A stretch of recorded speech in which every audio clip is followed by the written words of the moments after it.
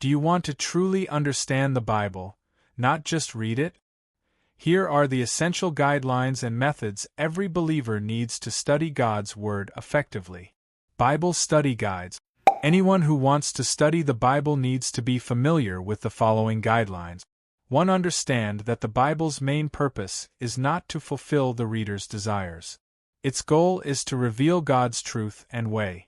2. It is essential to respect the Bible and approach its words with humility.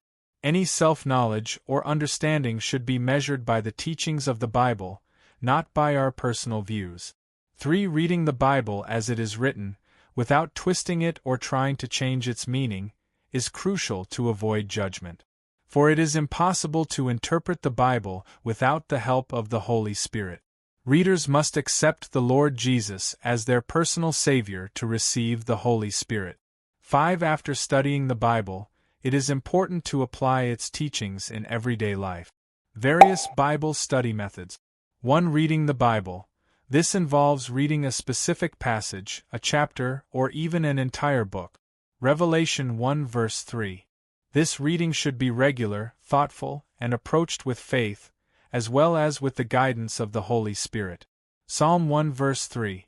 2. Listening to the Bible. This can involve listening to others read the Bible, such as during reading sessions, on the radio, or through recordings.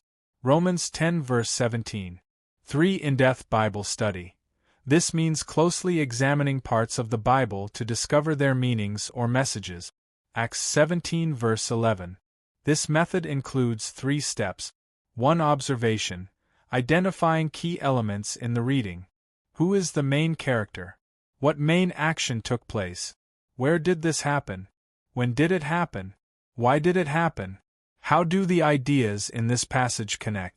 2. Interpretation. What is the central message of the passage? 3. Application. After uncovering the message, apply it to daily life. For example, you can ask, what did I learn about God, Jesus Christ, or the Holy Spirit? What good example should I follow, and what negative behavior should I avoid according to this passage? What responsibilities do I have before God and others based on this passage? What positive aspects of my Christian experience does this encourage?